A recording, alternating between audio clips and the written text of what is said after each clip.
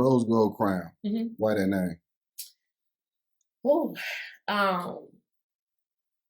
So Rose Gold Crowns is a blend of revelations that I had in my own personal healing journey. Okay. The crown part came first because I was in a space where I had to recognize that I was born worthy, I was born royal. I realized, again, on my own healing journey, that when I look back and process different experiences that I had settled for, I realized that I had always thought about like I had to earn something or work towards something in order to have something that I desired. So I remember a time where I would like sabotage dating experiences because it's like, oh, like I probably shouldn't date right now. I don't have the time to really invest in this, or I work and I go to school, or when I get a certain financial status, then I'll be able to travel more. Like I always felt like I had to do something else to get something else. Mm-hmm. And so with that, it was like my happiness was always out of reach. Mm-hmm. And I had to really recognize like,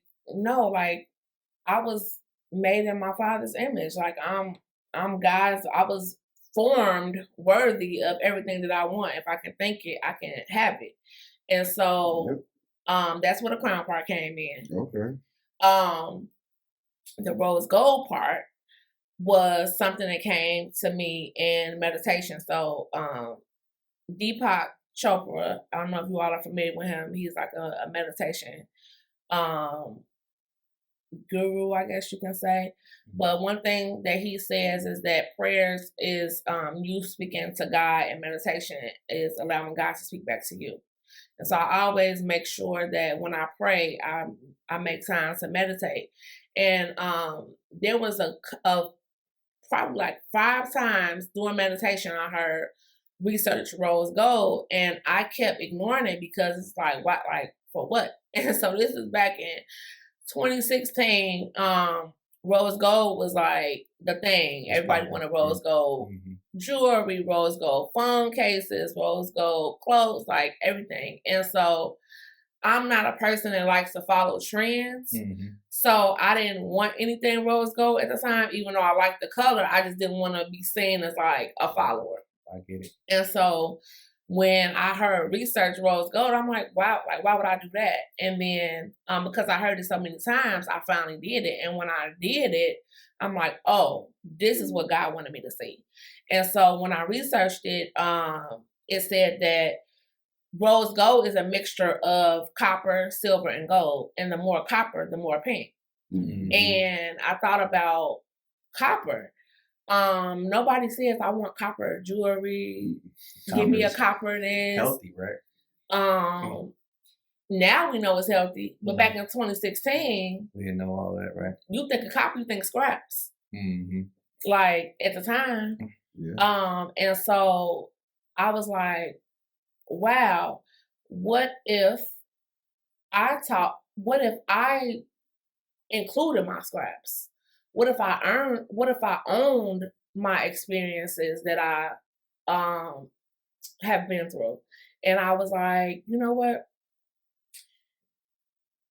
I thought about times where, like, I was a teen parent. So I had my daughter when I was 16, and people was telling me I was like ruining my life and I wasn't going to be anything, and people counted me out. Mm-hmm. And then by 2016, people asked me to come speak about being a teen parent. And so it's like, that's the rose gold. Like, don't allow people to count you out based on your negative experiences, because once you heal and overcome from them, they're going to be reaching out and they're going to want you to teach them how you did it. They're going to praise you.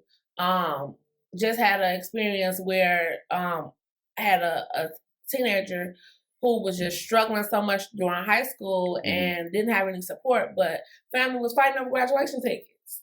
Like that's... I done heard that plenty of times. Yeah, and it's like, but y'all ain't helped with no homework, ain't been to no parent-teacher conferences, but you think you want to settle, you want her to include you in the celebration, and that's the gist of it. Like, it's not an isolated experience. I feel like so many people have experiences where people have tried to count them out because of something that they experienced, but then once they overcame it, now all of a sudden, like they want to come back around. And Rose Gold Crowns teaches people that we love scraps. Bring them. Let's talk about them. Let's lay them on the table. We're not going to put no band-aids over them because we need to heal them. Mm-hmm. But they don't take away from who you are. They're just a little blemish. Like, let's talk about that scar. I know that's right. I know that's right. In so many words, let me show you how to take those scraps and turn them into Rose Gold Crown. Rose Gold Crown. Put it on your head, walk around with it. People gonna be like, come be on my podcast. There you go. See what I'm saying? See how I found you out of all them people? Mm-hmm. Won't he do it? Yeah.